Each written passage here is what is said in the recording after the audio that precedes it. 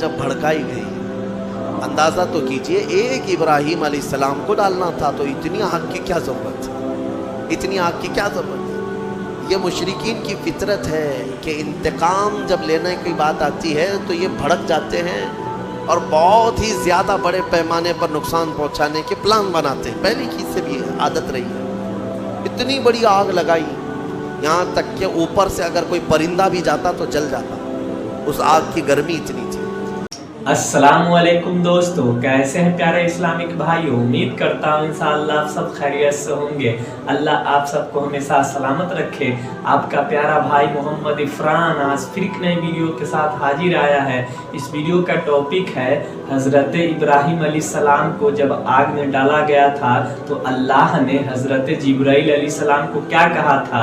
آئیے سنیں گے مفتی سلمان اجری صاحب کی زبانی، اور اس ویڈیو کو دیکھ کر کچھ اس پر عمل بھی کرنے کی کوشش کریں گے انشاءاللہ۔ تو بنا دیر کیے ہوئے آئیے اس ویڈیو کو دیکھتے ہیں دوستو۔ حضرت سیدنا ابراہیم علی نبینا علیہ الصلوۃ والتسلیم کا ذکر یہاں پر ہے، وہ جو آپ کے بچپن میں واقعہ پیش آیا کہ آپ تنہا اپنی آبادی میں تھے جو اللہ کی عبادت کرتے تھے، باقی سب کے سب وہاں پر بتوں کی پرستش والے، کچھ ستارہ پرست تھے، کچھ سورج کے پوجا والے تھے۔ ان سارے مشرکین کے بیچ میں تنہا ابراہیم علیہ السلام ہیں جو اللہ رب العزت کی عبادت کرتے اور لوگوں کو بلاتے بھی تھے کہ اس دین کی طرف آؤ۔ سگے چچا کو بلایا آزر جو مشرک رہا، حضرت ابراہیم علیہ السلام کی دعوت پر وہ نہیں آتے۔ بتوں کا تو ایک بہت بڑا میلہ لگتا تھا، اتنے بڑے وہاں پر تراشے ہوئے ان کے اپنے خدا تھے جن کے پاس منتیں مانگی جاتی ہے، اعتکاف کرتے، نظر و نیاز کرتے، اس زمانے کے جیسے طریقے تھے ان کے۔ ایک مرتبہ ایسا ہوا کہ وہ لوگ پورے کے پورے گاؤں کے باہر میلے میں گئے تھے اور گاؤں میں کوئی نہیں تھا، ابراہیم علیہ السلام اکیلے آئے یہ جھوٹے خداؤں کے پاس، کلاڑی اپنے ہاتھ میں لے کر ایک ایک کو مارتے اور گراتے چلے گئے، سب کو توڑتے چلے گئے اور ان سے کہتے بھی تھے کہ میں مار رہا ہوں، بچا لو اپنے آپ کو۔ کون بچاتا؟ وہ اپنے جسم سے مکھی نہیں ہٹا سکتے۔ پھر اس کے بعد سارے لوگوں کو زمین بوس کر کے بڑے بت کے گلے میں کلاڑی لٹکا دی، جو سب سے بڑا تھا اس کے گلے میں کلاڑی لٹکایا اور واپس چلے آئے۔ شام کو جب لوگ آئے گاؤں والے، اپنے خداؤں کا یہ حشر دیکھا تو آگ بگولا ہو گئے۔ یہ سب ایسی درگت کس نے بنائی ان کی؟ قرآن میں اللہ تعالیٰ فرماتا ہے قالوا من فعل هذا بآلهتنا، سب کہنے لگے کہ کس نے کیا ہمارے خداؤں کے ساتھ ایسے؟ پھر سب آپس میں بات کرنے لگے، قالوا سمعنا فتى يذكر يقال له ابراہیم، ہم نے سنا ہے کہ ایک نوجوان رہتا ہے جس کا نام ابراہیم ہے، اسی نے کیا ہوگا، وہ اکیلا نہیں آیا تھا ہمارے ساتھ۔ تو لوگوں نے کہا بلاؤ اس کو۔ بادشاہ وقت کے سامنے بلایا گیا اور پوچھا گیا اَأَنْتَ فَعَلْتَ هَذَا بِآلِهَتِنَا يَا ابراہیم، اے ابراہیم ہمارے خداؤں کے ساتھ تو نے ایسا کیا ہے؟ یہ سب ایسی درگت ان کی تو نے بنائی، سب ٹکڑے ٹکڑے نیچے گرے ہوئے ہیں۔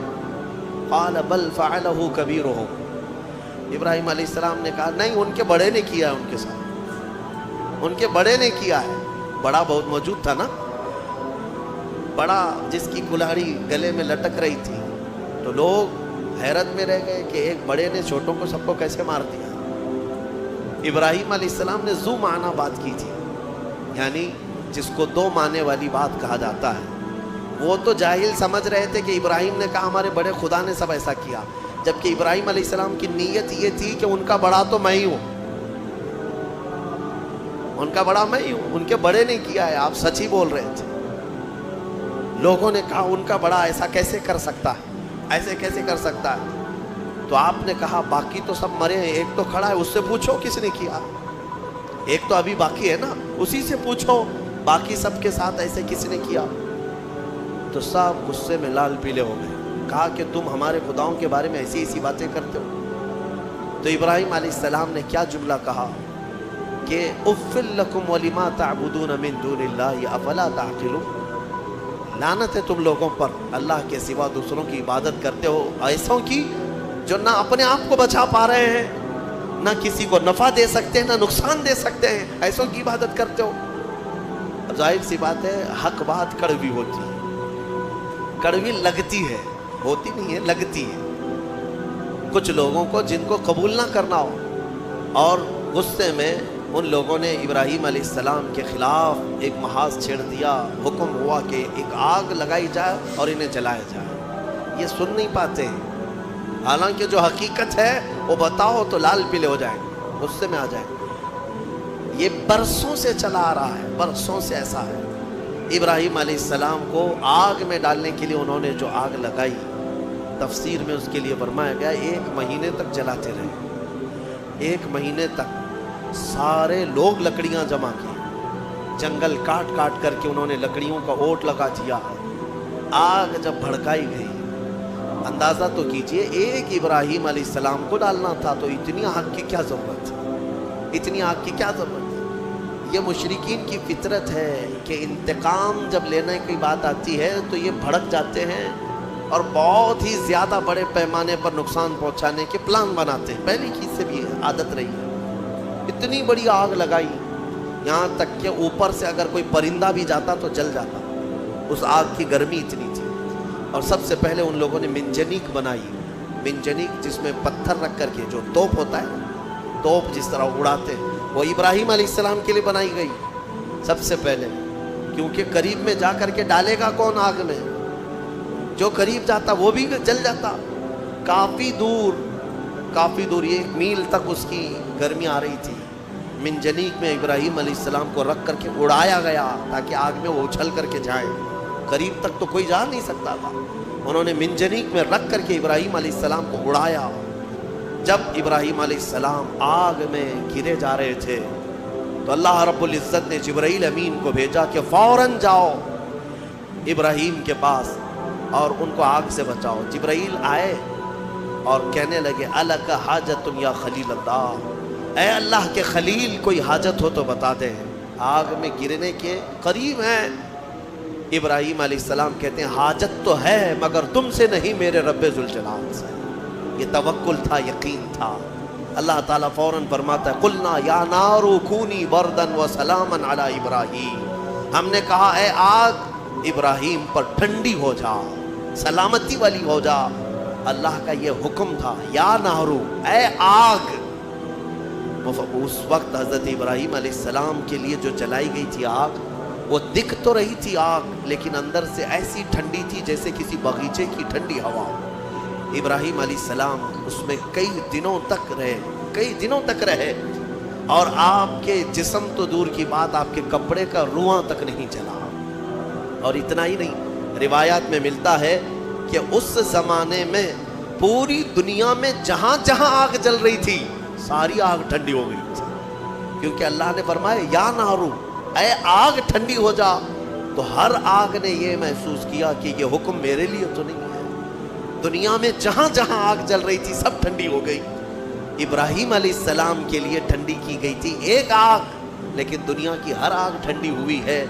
इसीलिए हमारा ये अकीदा है कि अल्लाह तबारक व तआला जब अपने महबूब बंदों की मोहब्बत में रहमतें उतारता है या उनके आसपास से अजाब उठाता है, तो जो करीब में होता है सबको भी वो बरकत मैसर आ जाती है, वो बरकत मिल जाती है।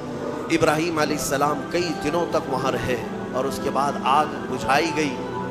और जब आग को ठंडा किया गया तो इब्राहीम अलैहिस्सलाम अपने कपड़े झाड़ते हुए कई दिनों के बाद आग से बाहर आ रहे हैं। मेरे अजीज़ों, वहाँ कैसे रहे आप? यहाँ तक कि रिवायात बताती हैं कि इब्राहीम अलैहिस्सलाम को उस आग के अंदर फल भी मिलते थे, ग़िज़ा भी मिलती थी, पानी भी मिलता था, सारी नेमतें मिलती थी और खाते भी रहते थे, पीते भी रहते थे। यानी इब्राहीम अलैहिस्सलाम के लिए अल्लाह ताला ने वो मुकम्मल एक बेहतरीन आरामदेह बागीचा बनाया। ये मौला की शान है, वो जब आग को चाहे ठंडा फरमाए और कभी ठंडे को चाहे तो आग भी बनाते, उसकी कुदरत के फैसले। इब्राहीम अलैहिस्सलाम जब बाहर आए तो जानते हैं वहाँ पर मौजूद लोग जिन्होंने देखा वो इब्राहीम अलैहिस्सलाम पर ईमान ले आए।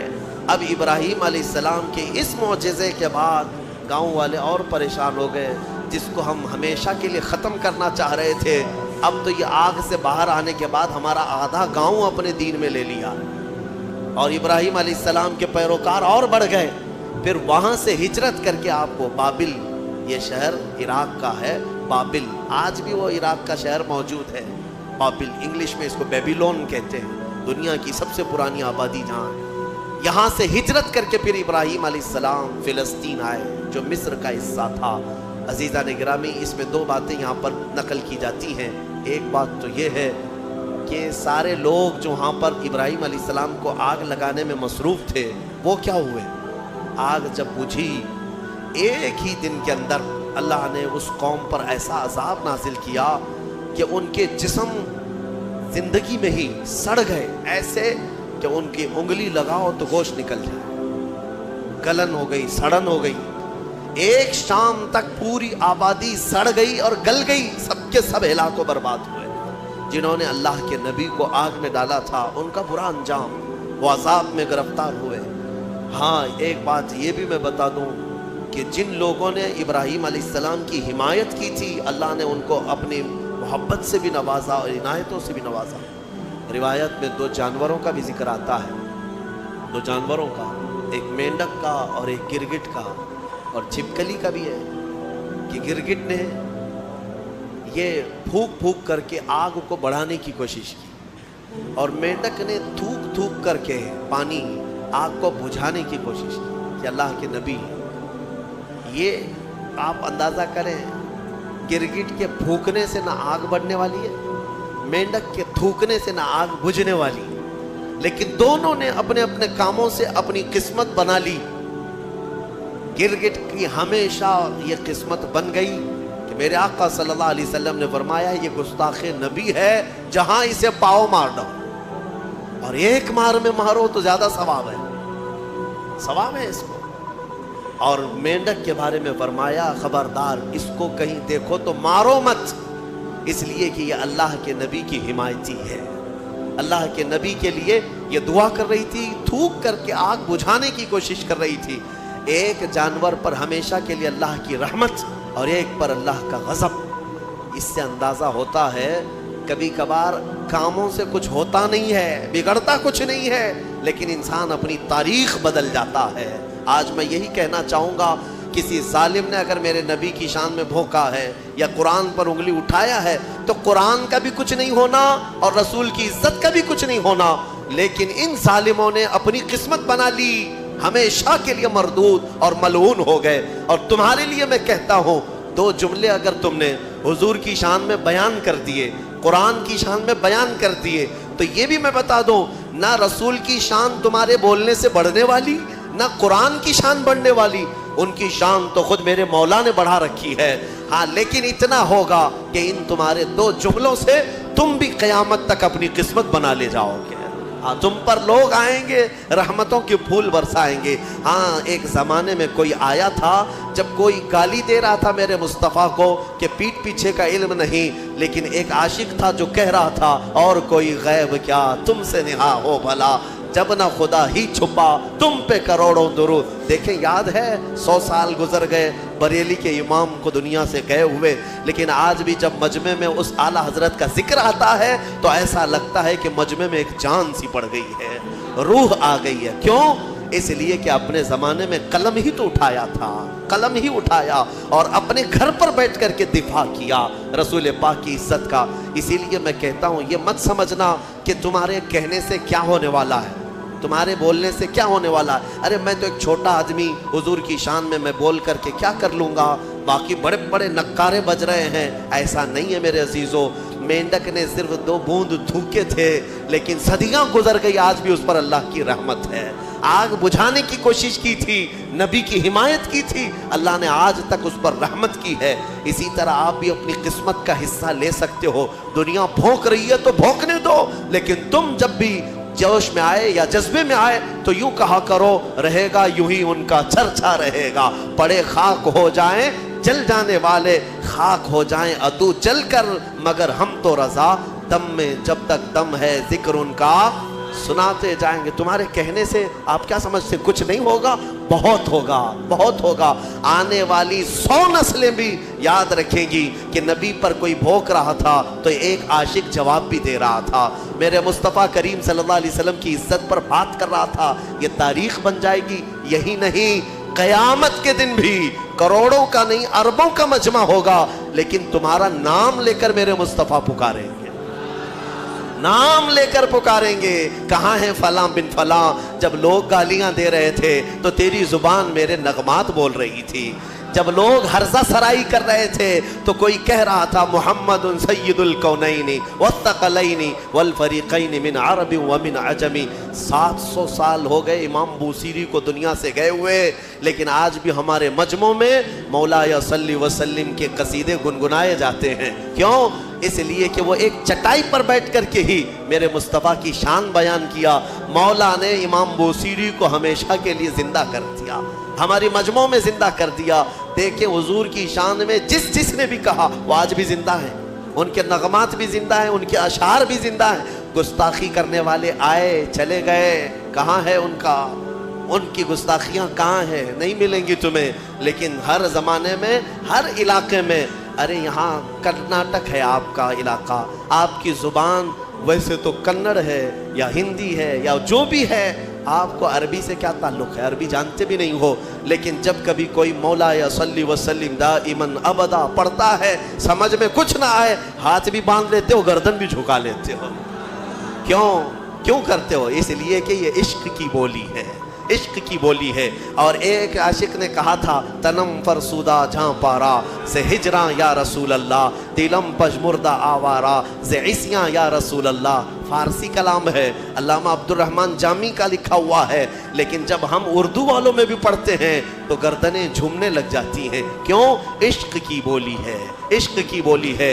और यहाँ पर इश्क की बोली के लिए ना नस्ल देखी जाती है, ना रंग देखा जाता है कि बोलने वाला कौन सी जात का है। हत्ता कि मैं आपको ये बताऊं कि बॉर्डर भी नहीं देखे जाते, हिंदुस्तान का है कि पाकिस्तान का है, ये भी नहीं देखा जाता। इश्क की बोली अगर बॉर्डर के बाहर से आती है तब भी स्वीकार किया जाता है कि नबी की तारीफ कर रहा है। मोहम्मद की मोहब्बत दीन हक की शर्त अव्वल है, इसी में हो अगर खामी तो सब कुछ नामुकम्मल है। वहाँ से इकबाल पुकार रहा है, दूसरी ज़मीन से इकबाल पुकार रहा है कि मोहम्मद से वफा तूने तो हम दे रहे हैं, ये जहाँ चीज़ है क्या लौहो कलम तेरे हैं। हमने अशार देखे, ज़ुबान देखी, फिर ये नहीं पूछा किस ख़ानदान से है, किस मुल्क का है, किस ज़मीन पे रहता है, किसका शागिर्द है। हमने कुछ नहीं देखा, बल्कि अशार में मिठास थी तो नगमात को ज़ुबान पे भी चढ़ा लिया और सीने पे भी बसा लिया। मेरे अजीज़ों, इतना ही नहीं, दूसरे मुल्क में जाओ, अफ्रीका की सरजमीन है, मिस्र की सरजमीन है। मिस्र में अरबी लोग हैं, लेकिन हमने बाज़ाब्ता देखा है मजलिस ख़त्म होती थी जुम्मा के दिन, वहाँ पर कई उलमा होते, मजलिस ख़त्म होने के बाद बड़े बड़े उलमा, जामिया अज़हर के भी उलमा होते, और खड़े होकर कहते तुम हिंदुस्तानी हो? कहते हाँ। कहो फिर वो पढ़ो मुस्तफ़ा जाने रहमत पे लाखों सलाम। उनको क्या समझ आती थी? क्या समझ है? हमने पूछा भी था, समझते हैं आप? कहते नहीं, समझ तो नहीं आती, लेकिन इसमें मिठास ही कुछ और लगती है।